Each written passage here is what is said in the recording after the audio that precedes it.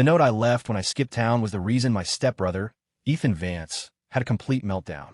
All it said was, "To hell with your main character act, you pathetic prick. I'm out." The moment I met him, I knew I was the designated villain in some saccharine romance novel, and he was the golden boy hero. To move the plot forward, I was destined to be the bad guy. Even when I did nothing, if Ethan so much as stubbed his toe, I'd be the one taking the blame. My parents, completely smitten with their adopted son, had packed me off to a boarding school in Switzerland as punishment for existing. Now, with the family company on the brink of bankruptcy, they'd summoned me back to be sold off in an arranged marriage. The woman I was supposed to marry told me, "I'm here to save you," but the way she looked at my stepbrother was pure, undisguised adoration.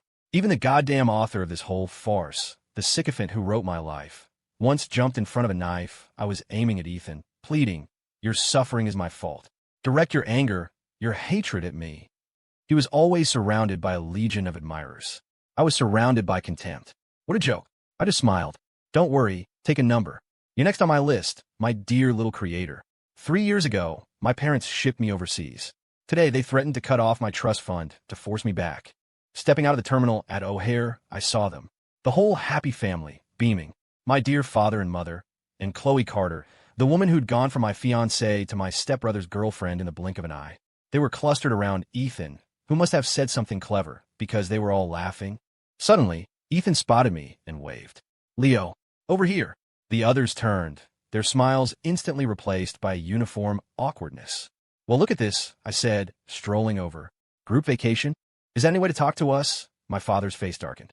"We came all the way here to pick you up, and this is the attitude we get." God is my witness, all I did was say hello. I rolled my eyes. "Did I ask you to come?" My father's hand flew up, ready to strike. I just leaned my face forward, daring him. "Go on, do it. I dare you to finish the job."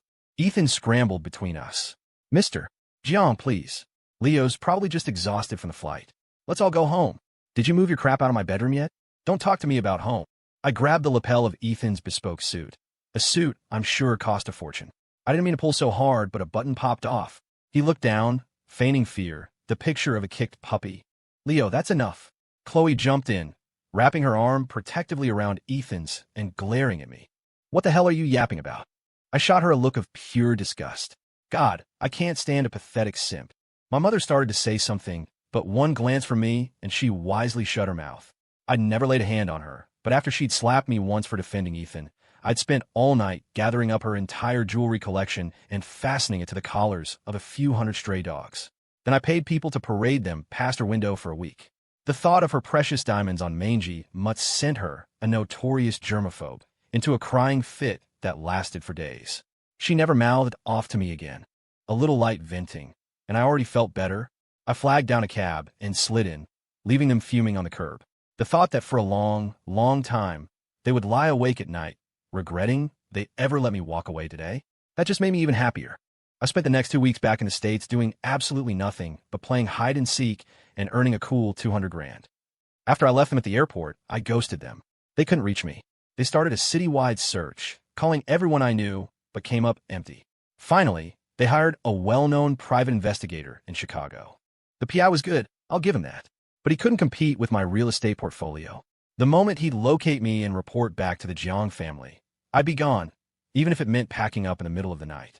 By the time my father and his crew arrived, all they'd find was a sticky note on the door. It always said the same thing, "LOL, morons."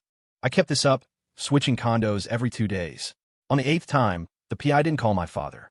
Instead, he collapsed at my feet, grabbing my leg with a tearful whine. "Bro, I'm begging you, please stop," the kid sobbed. "I've got a family to feed, man. Earning a living is hard enough." I looked down at the young man, who was dry heaving sobs. "Ricky Shaw," I said calmly, reading off the info I'd pulled on him. 23. Single. Parents deceased. Lies at.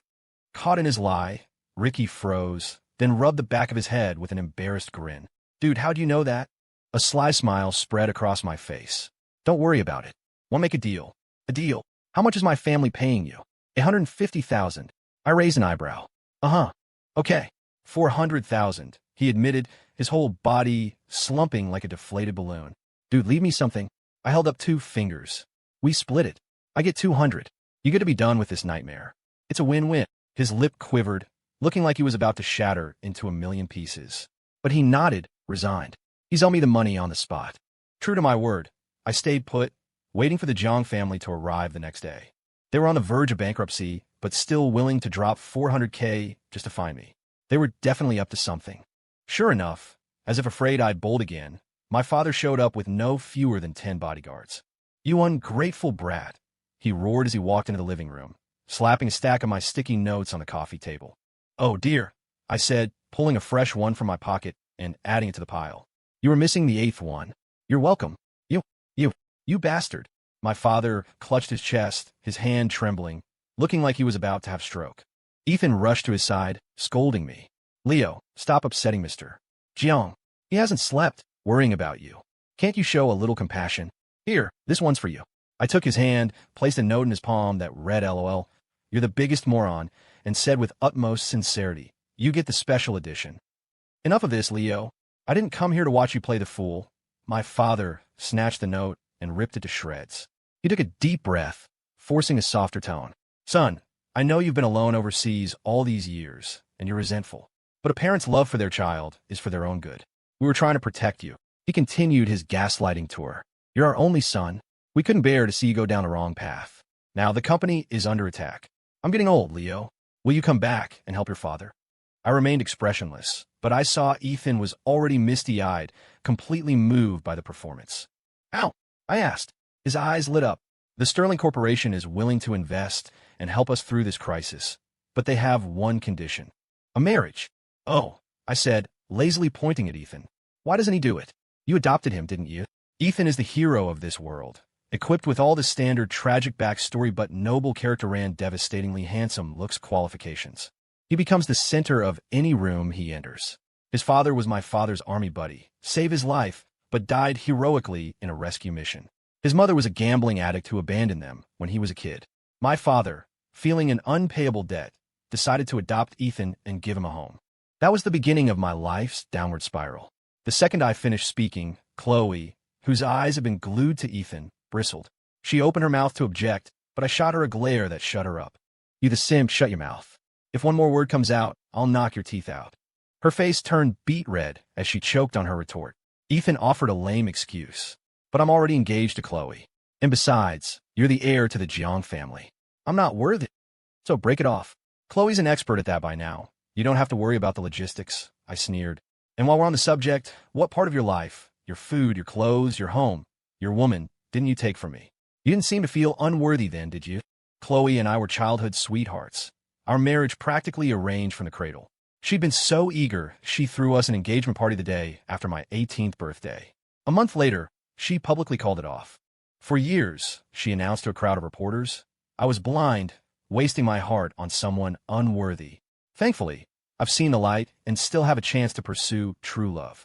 I was in the audience, clutching a ring I designed and had custom-made for her, a surprise because a week earlier she'd claimed she'd lost the first one. It wasn't until after she was engaged to Ethan that I found out she'd thrown it into the ocean as a grand gesture of her devotion to him. And I, like an idiot, was about to offer her a second one. Jiang Air dumped became the joke of Chicago's high society. When I went to my parents for comfort, they told me I was being petty and that you can't force love. Then they threw a lavish party to celebrate Ethan's engagement to my ex-fiancée. That was the moment I truly understood. The plot was irreversible. Everything I had, including love, would be stolen by Ethan. And even if I did nothing, I'd be branded the villain. So, if I was going to lose everything anyway, I might as well earn the title. I began my journey as the chaos-sowing antagonist. If they were miserable, I was happy. "Stop changing the subject," my father's voice hardened, seeing me drag Ethan into it. "Are you going to stand by and watch the company go under? Can you really give up your status as the Jiang heir?" I scoffed. Why not? Leo Jiang, the laughingstock of the elite, kicked out of his own home by a cuckoo in the nest, forbidden from returning to the country. What's so great about that title? The pretense of family harmony was over. My father dropped the loving dad act and went straight to selling his son for profit. He ordered the bodyguards, "Grab him. You're marrying her whether you like it or not." As they lunged, a soft female voice cut through the tension. "Don't force him. I'll cover the investment." I looked up. A beautifully dressed young woman with a gentle smile was walking toward us. She gracefully pulled me from the bodyguard's grasp and turned to my father. "Mr. Jiang, my name is Arya Quinn. I've heard so much about you." She smiled. "I'm a suitor of Leo's. I'm willing to offer double the Sterling Corporation's investment. All I ask is for a chance to win over your son." "Are you serious?" my father asked, stunned. When Arya nodded, he agreed so fast his head bobbed. As I stared at her in confusion, she leaned in close. "Don't be afraid," she whispered. "I'm here to save you." I searched my memory. In the original novel's plot, there was no Arya Quinn. The story was supposed to go that I, desperate for capital to fight Ethan, relentlessly pursued and married the Sterling heiress, a woman named Maya. But after the wedding, Maya fell in love with Ethan at first sight and resented me for standing in her way. She made my life hell, which only fueled my insane desire for revenge against him. I knew I couldn't fight the main plot points, but this woman had just changed the entire trajectory. What was her angle? Save me? I'd see what kind of game she was really playing. To thank Arya Quinn for her generosity, my father actually suggested I go with her. "You can either build a relationship with her or get ready for a wedding. Your choice. It's not like you want to come home anyway." I nodded and readily agreed, taking Arya's offered hand. "You don't mind, do you, my mysterious pursuer?" Her eyes met mine. "It will be my honor," she said softly. She bid farewell to everyone, her gaze lingering on Ethan with an unmistakable glimmer of awe. I suddenly felt bored. The hero's charm. So damn irritating. So, was she just going to be a substitute for Maya Sterling in this twisted script?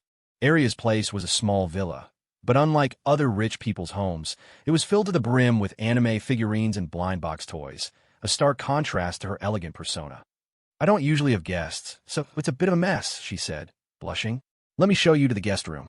On the dining table sat a very girly, pink notebook, left open as if the writer had been interrupted. When she saw me looking, Arya quickly snatched it shut and put it away. "Cute," I commented offhandedly. Her overly nervous reaction, her way of avoiding my gaze, piqued my curiosity. She locked the notebook in a small safe with a combination lock.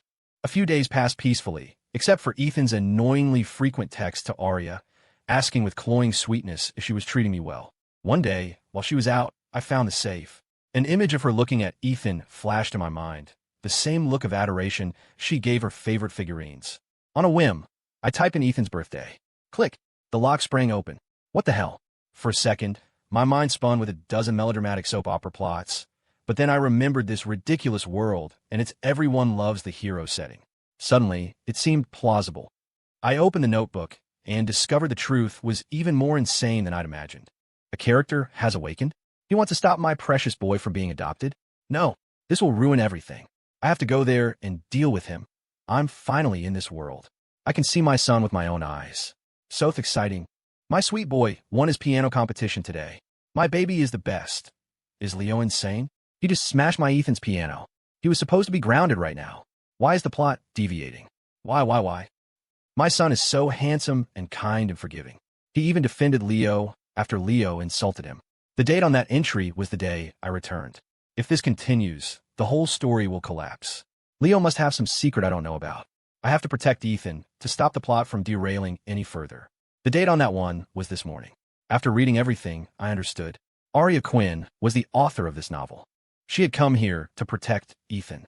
The world was veering off course because of me, so she found a way to enter it, claiming she was here to save me when she was really here to save him. Hilarious. What are you doing? Arya was back.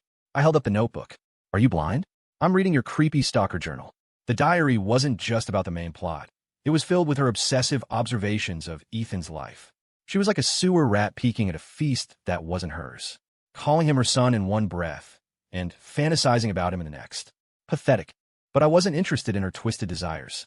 I pointed to the first page. Deal with the awakened character, I read aloud, my voice cold. Was that my grandmother? So you're the one who killed her. The hit-and-run driver who was never found. That was you, wasn't it? You really are vile, I spat. Your idea of loving the hero is to keep his villain around to torture him. Her eyes widened in shock. So you have awakened. I was wondering why the plot kept having these small deviations. She muttered. I laughed coldly. She must have been surprised that even knowing my tragic end, I wasn't trying to save myself, but was determined to keep playing the villain to the hilt. Why would I save myself? I wasn't some spineless pushover. The memory of my grandmother, who had desperately tried to pull me out of this narrative, dying in that car crash, was a needle piercing my heart. I was 18 when my father announced he was bringing home a new brother. The day before Ethan arrived, my grandmother called me. She asked how I was. Dad's bringing a new brother home tomorrow.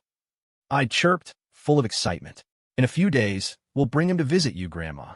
I was so naive I didn't notice the strange tone in her voice.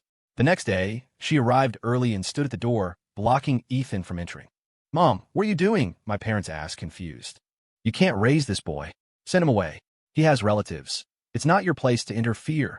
Oh, Mom, my mother laughed, trying to lead Ethan inside. His relatives are all out of state, and they're not close. Besides, we only have Leo. It'll be nice for him to have a companion. The moment I saw this boy, I felt a connection. But my grandmother stood firm, her attitude unyielding. Ethan started to cry, pathetically pleading with her.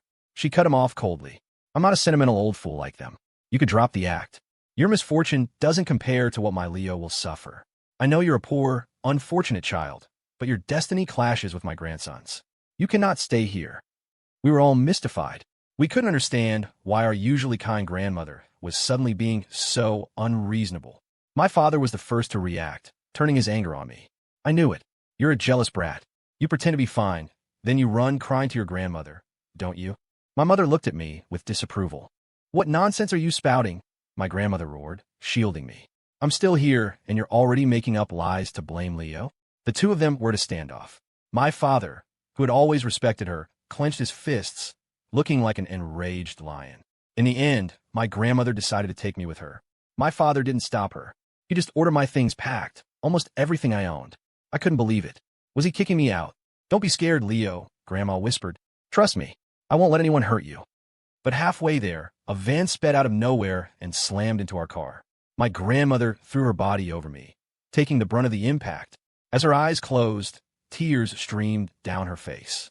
Grandma's so sorry, Leo. I broke my promise so soon. My good Leo, listen to Grandma.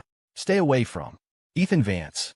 I was taken home, only to find that in just a few hours, my bedroom had become Ethan's. My father said it was punishment for tattling. The grief over my grandmother's death, coupled with my parents' betrayal, pushed me to the edge. I ran a high fever for 3 days, and in that feverish haze, I awakened. I finally understood I was nothing but the villain in a cheap romance novel. Having been spoiled by family and friends my whole life, I naively believed that if I just avoided the hero, if I wasn't jealous, my fate wouldn't follow the novel script. But reality shattered that illusion, mocking my innocence. At first, I didn't follow the plot. I didn't hurt the hero. I kept my distance, but he would always tiptoe around me, trying to win me over. I'd be minding my own business in the garden, and suddenly he'd fall into the pond. Everyone would insist I pushed him, and my father, the self-proclaimed paragon of justice, would furiously throw me into the water. Drop the act. If you ever bully Ethan again, you'll regret it. Ethan never said a word. He knew I didn't do it, but he never defended me. He just watched as I nearly drowned, only being pulled out when I was half dead. I could understand his fear, living under someone else's roof, but I still hated him for it. Later, he'd apologize in private. When I asked him why he didn't speak up, he'd just hang his head in that pathetic, silent way of his. Then my father would show up, see his silence, and I'd be the one punished, forced to kneel all night. I've lost count of how many times that scene replayed. All I know is my parents never once chose to believe me. There was even a time when security footage clearly showed Ethan injuring himself by accident, and my father still chewed me out for not taking good care of your brother. Then came Chloe's betrayal. That's when I chose rebellion. If I couldn't escape my fate as the villain, I might as well have some fun before the end. The original novel had me as the main antagonist for 8 years, a running thread through the whole story. I was confident the author wouldn't let me get written off too early. So I started my campaign of making their lives a living hell. Ethan made it to the finals of a piano competition. Praised as a prodigy, I got myself on the judging panel and tanked his score. He ran for class president. I ran against him. He had charisma and heartfelt speeches, but I had money. I handed out cash. I won in a landslide. My parents bought him a limited edition sports car. I took a sledgehammer to it until it was scrap metal. He went on vacation with my parents. I slashed their tires. They ended up spending their trip in the ER. They were furious. They wanted to beat me. Fat chance. I just stick my face out and grin. Go on, kill me. Because if you hit me and I survive, I'm coming for him. And so I was thrown out and scathed. It didn't matter. My grandparents had left me more condos than I could count. After figuring out Arya Quinn's motive, I moved out immediately. On my way out the door, I made sure to smash a custom-made Ethan figurine she kept in the same cabinet as her other treasures. I watched as her eyes welled up with tears. No wonder Ethan was such a crybaby. He got it from his real mom. Though Aria's investment saved the Jiang family company, it was a bandage on a gaping wound. My father pinned his hopes on a charity gala being held in 3 days, hosted by the most mysterious new tycoon in Chicago's business world. This newcomer's company had devoured every competitor that stood in its way, bulldozing its way into the city's top 3 wealthiest entities. The Jiang family, meanwhile, had slipped far down the list. The tycoon was a mystery.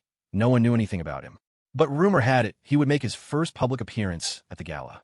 My father donated the family's most valuable antique just to score 2 VIP tickets. He was desperate to bring Ethan along and help him network. At the gala, Ethan was predictably the center of attention. A flock of society matrons and their daughters surrounded him, cooing as he stood there in a white suit like some fairy tale prince. My father stood nearby, beaming with pride. Ethan's sharp eyes spotted me. He strode over, putting on an air of importance. "Leo, you're here too. Mr. Jiang is over there. I can take you to him." I brush him off with disgust. Ethan's face fell into its familiar wounded expression, and a few of the young socialites immediately rushed to his defense. "Well, look who it is. One of them, a guy named Jake, sneered. If it isn't Chicago's own arsonist and murderer, Leo Jiang." "What's it to you?" I shot back. "Did I burn your dad's house down?" "A few years abroad, and all you learned was how to be a savage. No class at all." "You're right," I deadpanned. "I could never compete with you, Mr. Classy." "As far as I know, you weren't on the guest list," Jake said, a smug curl to his lip as his eyes drifted down toward my waist. "How'd you get in? Must have used some dirty tricks to satisfy that ego of yours." "You got me," I said, winking. "I climbed the wall. Just happened to see your dad on the 3rd floor, getting it on with his secretary." Jake's face went stiff. It was a well-known secret that his mother had been his father's secretary, the one who drove the original wife to a nervous breakdown. They'd spent a fortune burying that story. Jake was one of Ethan's cronies, always doing his dirty work. A moment later, a scantily clad woman burst out of a 3rd-floor VIP room, followed by a sharp-faced matron wielding a high-heeled shoe. "You little tramp. I promoted you to take my place, and this is how you repay me? Seducing my husband?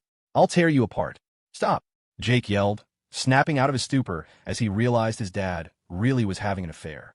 The other guests recognized the players in the drama, their expressions a mix of shock and amusement. Humiliated, Jake chased after his mother. Ethan looked worried and started to follow, but I stopped him, casually fiddling with my phone. "Gala's about to start. If you leave now, you won't get back in." The foot Ethan had already placed outside the ballroom door froze and retreated. He went back to my father, looking wounded. My father stormed over, hissing, "Are you insane? Do you know where you are? Stop causing trouble and get out. I don't want to see your face here." I rolled my eyes and sank into the plush sofa in the center of the VIP section. "None of your business. If you don't want to see me, you can leave. No one's stopping you." A vein pulsed on his forehead. He looked around frantically. "You have no respect. Do you know whose seat that is? Get up. If you don't move, I'm calling security." I waved a hand, beckoning the event manager. "Mr. King, this gentleman is harassing me." Mr. King frowned at my father. "Sir, please return to your seat. If you continue to disturb Mr. Jiang, I'll have security escort you out." "No, you don't understand. He's in the wrong seat. I'm just trying to—" "That's the seat for the president of South Point Holdings." His words trailed off. His jaw dropped. He looked at me in shock, then swiveled his head back to the manager. You just called him Mr. Jiang? You mean he's the president of South Point?" Mr. King gave him a look that said, "Who else did you think he was? Sir, please return to your seat." As security half pushed, half dragged him away, I squinted my eyes and gave him a cheerful little wave. "Surprise." A reporter rushed over. "Mr. Jiang, we hear your father's company is struggling. As a new titan of industry, will you be helping your family through this crisis?" I feigned confusion. Did I win the lottery? Why would I help a polished turd? Just because it has a fake gold plating? I felt a pair of eyes burning into my back. I turned and made a retching face at my father, mouthing the word, turd. The gala began. I was invited on stage. After Mr. King's introduction, the crowd looked at me as if they'd seen a ghost, especially the young socialites who had been fawning over Ethan. They all subtly shifted away from him. It turned out that in the face of absolute power, even the plot had to bend to my will. My father stormed into my office days later. He slammed a contract on my desk. "Since this is your company, and you are my son, this company should rightfully merge with Jiang Corp. Sign it." His sense of entitlement was breathtaking. I just smiled, then calmly dialed the number in front of him. "The weather's turning cold. It's time for the old Jiang Corp to change ownership." "You bastard. I'm your father, he roared, snatching a cup and hurling it at the wall. It shattered. $2 million. Thank you, I said, glancing wistfully at the ceramic shards on the floor. 3 million. He smashed my vase. 2.5 million. My painting. I'm going to have to sue you, you know, I said softly. A son suing his father? The world's gone mad, he laughed maniacally. With a sigh, I called my legal department to draft the lawsuit and had security escort him out. Arya Quinn, who I hadn't seen in days, reappeared to work her magic. Overnight, the Jiang Corp, which had been on the verge of bankruptcy, was miraculously revived. The God Mode player was truly disgusting. My father immediately installed Ethan in the company, ready to groom him. Meanwhile, my own company lost several major contracts, all of which Arya had funneled to Ethan to build his experience. I was amazed the little prick didn't choke on them. I set my sights on an overseas project bid happening in a week. They, of course, caught the scent and joined the race. The day before I was set to leave, Arya intercepted me, saying she had something important to discuss. She handed me a coffee with an earnest plea. Leo, I can change your fatal destiny. All you have to do is stop competing with Ethan. Please. As long as you don't fight for what belongs to him, the tragic parts of the plot won't happen. I promise you, she said, her face a mask of sincerity. I wanted to laugh. If I don't fight, that's the real death sentence, isn't it? I retorted. The only reason you're here, trying to persuade me, is because my fighting is affecting your precious main plot. And what do you mean, what belongs to him? Is his name written on it? You came here to protect him, not even allowing me to become powerful. To that, I say, in your fucking dreams, you idiot. Seeing that I wasn't falling for it, she switched to a sob story. Your suffering is my fault. Direct your anger, your hatred, at me. Ethan is just a kind, innocent boy. He's blameless. Huh. The one who benefits is never blameless. Fine. I'll direct it at you. The moment I stood up, the room started to spin. Drug coffee. I scrambled out of my office, hit the emergency lockdown button, and sealed Arya inside. You want to play games, you twisted freak? Let's play. Just as Arya hoped, I passed out. I missed the bid. Ethan won the contract. I woke up to a text from him. Leo, Arya told me you let me have the project. I'm so happy. You're the best brother ever. I dragged Arya to the most terrifying haunted house attraction in the entire state. I booked the whole place for a private event and told every single actor to go all out. As she watched in horror, I kicked her inside. This place took even brave people half a day to get through. For a coward like Arya, it was pure hell. I knew Ethan was a scaredy cat, so I gambled that his creator would share some of his traits. Looks like I was right. From the control room monitors, I watched her get terrified by ghouls and monsters until she lost control of her bodily functions and fainted.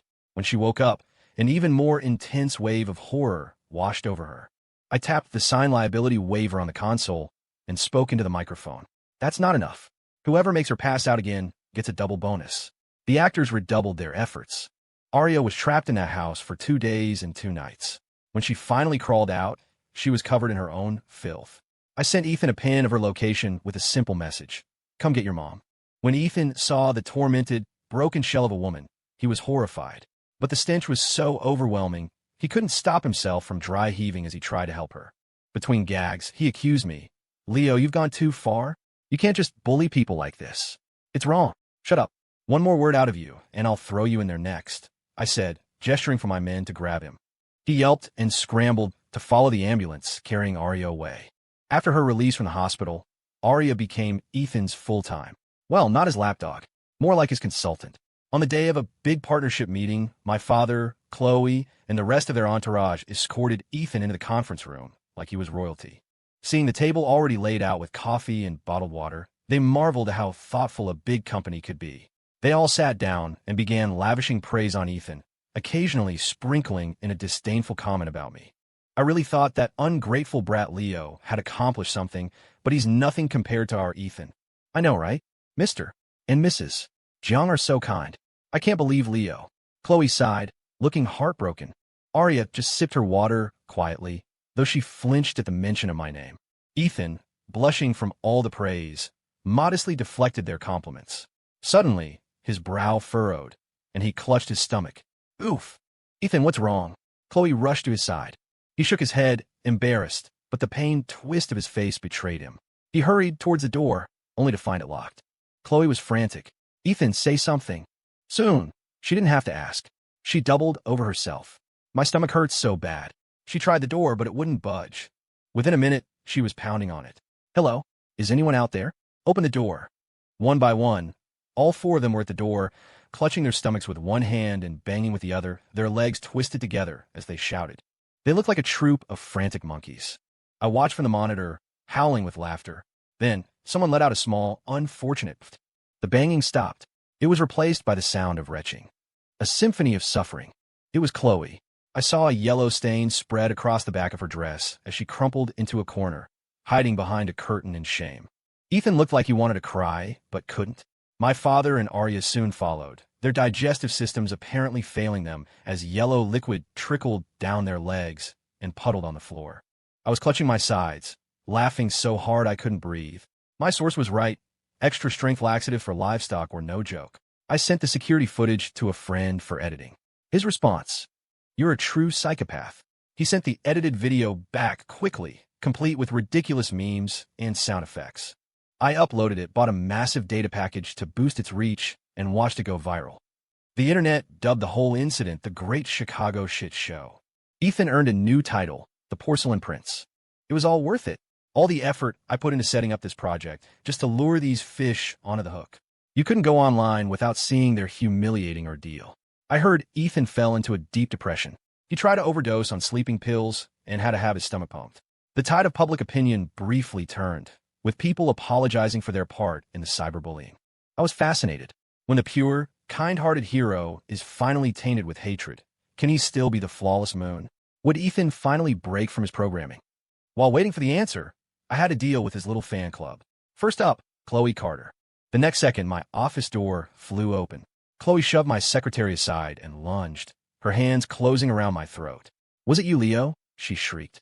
"I can't believe how evil you are. You pushed Ethan to suicide. When will you just leave him alone? If you have a problem, take it up with me. It was my fault you were sent away 3 years ago. If you have any hatred, direct it at me," she screamed, her face a twisted mask of rage. "Don't you have any fear of God, you bastard?" Her grip tightened. "Take it up with me." I was so sick of hearing that phrase. I casually cleaned out my ear. "What? Didn't you get a taste of the fun?" The hands on my neck loosened for a split second, then clamped down even harder, as if trying to snap it. My expression turned to ice. I grabbed a pair of scissors from my desk and, without a second's hesitation, plunged them into the back of her hand. "Had enough yet? Or do you want more?" The scissors pierced straight through, a mess of blood and flesh. She screamed and collapsed to the floor, writhing in agony. I couldn't help but laugh. I laughed at myself for wasting my youth on a woman like this, for fantasizing about a future with this piece of garbage. What a dark, embarrassing chapter of my life. A pang of bitterness hit me. The girl I remembered wasn't like this. The girl I loved would have built me a private amusement park to apologize for missing my birthday, because she was sick. She would have caught a sky full of fireflies to cheer me up. She would have paid attention to my every mood, my every preference. We'd known each other since we were babies in the same cradle. For 18 years, she had been perfect in my eyes. I never knew when she started to rot. Now I understood. She was always rotten. She was the kind of person who would kill for those she loved and kill those she hated. Before, she loved me. Now she didn't.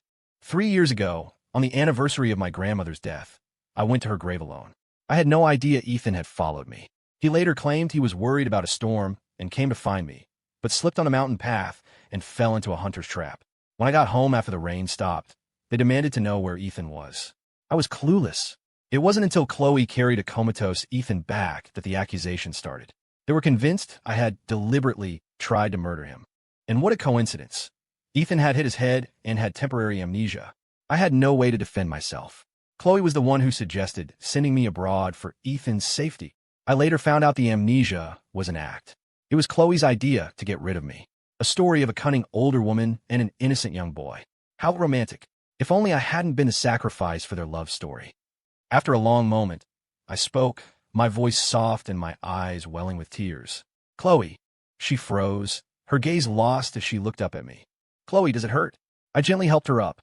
A tear fell onto her bloody hand. She flinched as if burned and snatched her hand away. "Leo," I whispered, my voice choked with emotion. "Can we go back to how we were? I can't get over you." "Leo, Blood was still pouring from her wound, but she seemed not to notice. She dazedly reached up to wipe a tear from my cheek. "Don't cry," she rasped. I had always been the proud, defiant lion, but I knew Chloe had a soft spot for a vulnerable puppy. My sudden weakness, combined with 18 years of fond memories, was too much for her to resist.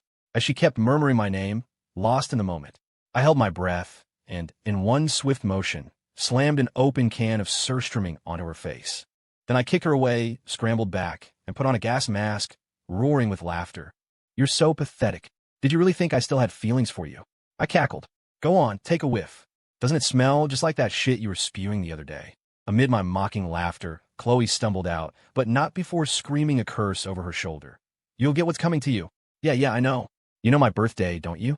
Go buy a voodoo doll and have at it." That felt good. Just as I watched Chloe flee my company building, I got a text. "Ricky Shaw. Boss, Aria Quinn left the hospital. She's driving to your office building now. ETA, 30 minutes. I decided Ricky had potential and put him on my payroll. After all, who doesn't love a job with easy work and good money? Time to welcome guest number 2. Aria Quinn took a different approach from Chloe. She went for the calm, dignified route. The moment she walked in my office, she nearly gagged, but she managed to keep her composure. I just stood there in my gas mask, smiling, waiting to see how long she could last. "My dear creator," I said sweetly, "to what do I owe the pleasure?" "Ethan tried to kill himself." "Oh, did he succeed?" She frowned. "Thankfully, he was rescued in time. TSK. What a shame. Such a handsome guy, and he didn't even die." I shook my head mournfully. She cut me off, her face etched with exhaustion. "Let me tell you a story. In the real world, there was a boy I liked very much. He was gentle and kind, bright and handsome, and I was just a quiet, cowardly geek who was bullied all the time at school." She laughed self-deprecatingly. "When the bullies were trying to shove my head down their pants, he was the one who saved me. He did it many times," she continued, "but he didn't come from a powerful family. He was just a poor orphan. So naturally, they retaliated against him. He became the new target, but I was too weak. I didn't dare protect him. He died. He jumped off a building. I hate myself for being so cowardly. Why couldn't I have protected him, or at least try to stop him?" She was openly weeping now, covering her face with her hands. I felt nothing but disgust. "That boy must have been an idiot to save you," I said flatly. "You're not mourning him. You're just trying to soothe your own pathetic ego, to live out some hero fantasy you were too cowardly to act on in real life. That poor kid, he died because of you, and you're still using his memory as an excuse for your own selfish desires. What's the point? You are, and always will be, a complete and utter waste of space." I stepped forward and grabbed her chin, studying her face. "But you're not entirely useless. This face of yours is quite exquisite. It will make a top-tier doll." She flinched, shrinking back. She knew exactly what I was thinking. After all, she was the one who wrote my macabre fascination with dolls into my character profile. It was a shame, though. A room full of fake dolls, all that theoretical knowledge, and I'd never worked on a live subject. I cruelly forced her mouth open and, with a sharp twist, dislocated her jaw. Then I quickly opened a fresh can of surströmming and smeared the entire contents over her face. Compared to Chloe, a simple bitch, Aria, a monster who built her hero fantasy on the grave of a dead boy, was far more disgusting. So I made sure to pour the other half directly into her mouth. With her jaw hanging open, stuffed with rotting fish, she looked utterly ridiculous. She fled the building, shielding her face in shame. Excellent. I never cared if my methods were original, only if they worked. And the results, it seemed, were spectacular. Normally, my father would have been the next to show up. But Ricky informed me there had been a slight change of plans. Aria, in her panicked rush to the emergency room, had floored it, illegally speeding right up to the entrance. She didn't see my father walking out. The car hit him, sending him flying. His head got stuck in the small opening of the reception window. One-click admission to the hospital. No waiting required. My father was furious, but he didn't dare blame Aria. He just had to swallow his anger and his pain. For a couple of weeks, things were blissfully quiet. I heard Ethan's birth mother, Jenny, had reappeared. She showed up at the hospital, spun a sob story about her hard life, and had Ethan so choked up with sympathy that he immediately handed over his entire life savings to her. He bought her a car, a condo, designer, everything. I had to laugh. Ethan was only 3 or 4 when she abandoned him. He had no real memory of her. But I, who knew the whole script, knew that Jenny was a viper. In the original story, she also reappeared after being found by Chloe, who wanted to make Ethan happy. Chloe knew Jenny was a gambling addict and controlled her with some kind of poison she'd acquired. But Jenny eventually found the money wasn't enough. She constantly harassed Ethan for more, even trying to get him to steal the antidote for her. Ethan, starved for motherly love, was a complete fool for her. Once she got the antidote, Jenny decided Chloe was too ruthless and started trying to pimp Ethan out to the daughter of a casino boss. Ethan and Chloe almost broke up over it. Finally, Chloe had enough and had Jenny killed, telling Ethan it was an accidental fall from a cliff. After that, they reconciled and lived happily ever after. I never thought my interference would cause Jenny to show up early. Thanks to my viral video, their identities were exposed online. When Jenny found out her son was living a life of luxury, she naturally got greedy. My parents had heard rumors about Ethan's mother, but seeing him so happy, they couldn't bring themselves to burst his bubble. I wondered how long this touching family reunion, steeped in greed, would last. Ethan's mood didn't improve, which only garnered him more sympathy online. He started an anti-depression diary blog, posting his daily thoughts and feelings. Around that time, Arya contacted me. She wanted to meet at her place, claiming she had a way to bring my grandmother back to life. I was suspicious, of course, but a tiny, desperate part of me wanted to believe her. She could travel through time and space. She was the creator of this world. Maybe she really could do it. When it came to my grandmother, I was willing to walk into a dragon's den. As agreed, I went to her house alone. As dusk fell, I walked through the gate and was immediately confronted by 3 large, burly men. I turned to leave, but Chloe was there, locking the gate behind me with a smirk. "I told you you'd pay for what you did," she said. "But I'm not like you. I'm not heartless. I can't just stand by and watch you get hurt." With that, she tossed the key aside and walked away. The thugs looked me over with leering eyes, slowly setting up camera equipment. One of them, a man with a scar across his face, stepped forward, his hand tracing my collarbone. "Don't be nervous, pretty boy. Big brother will be gentle. Quit flirting, boss." "The rest of us are getting impatient," one of the others catcalled. "Shut up, you horny bastards." Scarface snapped, his hand sliding down on my waist. It stopped abruptly. "What's this?" I blinked innocently and grinned. "Let me show you my big toy." I twisted his wrist, grabbed the hilt of a knife tucked in my belt, and swung it like a meat cleaver. A scream echoed through the yard as 2 bloody hands fell to the ground. I pressed the blade against Scarface's neck, gently dragging it. "So, is my toy fun to play with?" "Mercy, ma'am, mercy. I was wrong. Please," he sobbed, nearly collapsing to his knees. "Boss." His men started to rush me. I pressed the knife harder. "Stay back." Scarface screamed at them. "You want to live?" I asked. Yes. I would just pay to do a job. Please, spare me." "All right," I said. "Go drag that woman who's hiding in the house out here." I jerked my chin towards the window.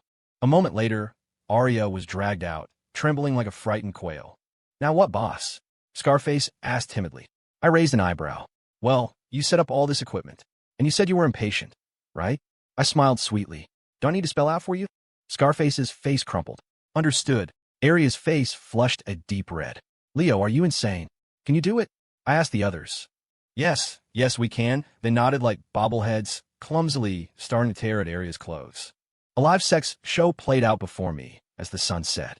After I let Scarface and his crew go, I dragged the barely breathing Arya into the house, gave her a quick rinse in the pool, and hauled her inside. I'd always liked her living room table. It looked like a perfect workbench for making dolls. Arya was awake, but too weak to move. On the TV, her pornographic ordeal was playing on a loop. She closed her eyes in despair. I chuckled. "Why aren't you watching? You orchestrated this whole thing. Why the long face now that you're the star?" I found some tools that would suffice. To the soundtrack of her pleas for mercy, I systematically broke every bone in her body. After a long night's work, a life-sized marionette was born. How does it feel?" I murmured, stroking her chin, pure ecstasy coursing through me. To be taken out by the very puppet you created? In the world she'd written, the law was a joke. Power and money could solve anything, including murder. My grandmother's death had barely made a ripple. I could never accept that. The only answer was to fight fire with fire. Chloe knew nothing about what had happened. She was at an amusement park with Ethan, trying to cheer him up. My phone, which I'd taken from Arya, would occasionally buzz with texts from her. "Where's the video? Why haven't you sent it yet?" I went to the park, following my usual routine of causing them trouble, and saw Chloe frowning at her phone. Another, more aggressive text from her popped up on Arya's lock screen. "Where the hell are you? Answer me." Suddenly, Ethan's voice interrupted her. He was standing in front of a woman, pleading softly, "Ma'am, could you please give me that stuffed animal? I really like it." The woman looked conflicted, but shook her head. "I'm sorry, son. My little boy has wanted this one for a long time. I spent all afternoon at the ring toss to win it. It's the last one they have." She clutched the toy tighter and bowed slightly, trying to leave. Ethan looked even more dejected. Chloe, seeing his pain, rushed forward, grabbed the toy's tail, and gave the woman a hard shove. The woman stumbled forward, her head hitting a decorative rock pile. Someone's kid had stuck a sharpened bamboo stick in the rocks. The tip plunged directly into the woman's heart. The scene erupted into chaos. Ethan's eyes were wide with panic. She just fell. You barely pushed her. Chloe looked at the hand she'd used to push the woman, then pulled out a tissue and wiped it obsessively before grabbing Ethan and walking away. A small boy came running from a short distance away, an ice cream cone in his hand. It fell to the ground as he watched his mother being lifted onto a stretcher. He tried to chase after Chloe and Ethan, but Chloe kicked him away. The boy clutched his instantly bruised leg and tried to get up again. I stopped him. I know who they are. Don't chase them. They won't get away. Let's go find your mom first. I held the boy as he cried, his eyes, red and swollen, locked on the retreating figures. I'm going to kill them, he whispered. Okay, I said. We'll kill them. By the time we got to the hospital, all that was waiting for the boy was a cold body. The woman had been gone before the paramedics even arrived. The boy collapsed on his mother's chest, letting out a grief-stricken wail like a wounded animal. I learned that the boy and his mother were all each other had. The rest of their family had died in a natural disaster years ago. After handling the funeral arrangements, I decided to adopt him. It wasn't out of charity. It was the look of pure, resolute vengeance in his eyes when he said he would kill them. It felt familiar. I wanted to see if a great villain could raise a little one who could help me burn the whole heroes club to the ground. The boy's name was Alex. I had made him a promise, and as a professional villain, I intended to keep it. Besides, I was tired of my life being constantly interrupted by the damn plot. I checked my watch. Ethan's grifter mom should have burned through his savings by now. Sure enough, Ethan went to my father and mother to ask for money. Without Arya to prop them up, I had intensified my attacks. Jiang Corp officially declared bankruptcy, saddled with massive breach of contract penalties. Former partners were circling like vultures, filing lawsuits to get a piece of what was left. With all that chaos, Ethan's plea for cash was met with nothing but fury. For the first time ever, my father hit Ethan. I took you in, and now the company is gone. Not only are you useless, but you have the gall to come here and cause more trouble. We've spoiled you rotten, he screamed. Your mother is a gambling addict, a bottomless pit. Do you want her to drag us all down with her? He insulted Ethan's mother to his face. But Ginny had been eavesdropping at the door. Hearing my father's words, she flew into a rage. She grabbed a can of gasoline, doused my parents, and threw a lit match. Ha ha ha. You think you're better than me? Go to hell. She then ransacked the house, grabbing anything of value. What are you standing there for, you idiot? Help me, she shrieked at the stunned Ethan. The villa filled with a symphony of screams and maniacal laughter. But a gambling addiction is infinite, and money is not. Ginny started forcing Ethan to grift online. When the public sympathy ran out and the money dried up, she became even more desperate. Though Ethan now saw his mother for who she was, he was completely under her control, reduced to a tool for making money. I forgot to mention, Chloe's family company went bankrupt right after ours. Ethan couldn't rely on her. Sometime later, Ethan came to me. He got straight to the point. $5 million for the video. Video? What video? I asked, a slight smile playing on my lips, though my eyes went dark. So, the innocent puppy was long gone. The flawless hero, dragged through the mud. It was a beautiful thing. Don't play dumb. I know what happened at Arya's house. I know you have a video of them with you. Give me the money, and I'll make Arya delete it. I slid my phone across the desk to him, a video already queued up. You mean this one? Ethan looked down, confused. When he saw who the star of the video was, his face shattered. You're a lunatic, he gasped, then fled the office. Jenny, who had been waiting downstairs, saw him return empty-handed and exploded. She grabbed him, kicking and punching him right there on the sidewalk. Chloe, the ever-faithful protector, arrived late to the scene. Though her family was ruined, she had stuck by Ethan, her love apparently unconditional. Seeing her beloved being beaten, she jumped in to shield him. Jenny, blind with rage, didn't care who it was. She picked up a heavy vase from a nearby planter and swung. Amid Ethan's piercing scream, the world went silent. Chloe lay in a pool of blood, just like Alex's mother. She ended up in a permanent vegetative state. Jenny was sentenced to life in prison for attempted murder. And Ethan, this time for real, finally went insane. He was committed to a psychiatric hospital. I heard he finally succeeded in taking his own life. I took Alex to visit my grandmother's grave and his mother's. The little boy hugged the headstone, sobbing his heart out. I couldn't help but shed a few tears myself. The setting sun cast a warm glow over us, like a gentle embrace from my grandmother. I wiped my eyes, a real smile spreading across my face, returning the sun's comforting warmth. This was the story of a villain who defeated the hero, a story written by me. In my mind, I put a period on this chapter of my life. Taking little Alex's hand, I looked toward the horizon, full of hope for the new one we were about to begin.